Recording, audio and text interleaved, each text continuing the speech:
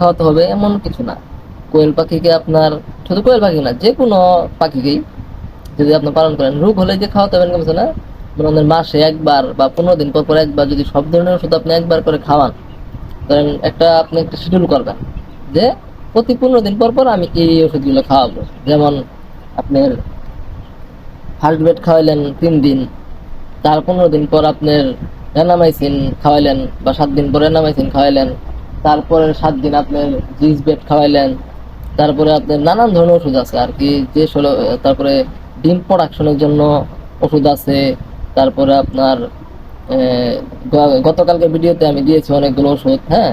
তারপরে রেনা ডাব্লিউএস, এগুলো আপনারা একটা শিডিউলের মাধ্যমে আনবেন যে 15 দিন পর পর আপনারা এই ওষুধগুলো পাখিকে দিবেন। তাহলে আশা করি আপনার পাখিগুলো খুবই অ্যাক্টিভ থাকবে, আর কি রোগ হওয়ার সম্ভাবনা থাকবে না। আর প্রতি 2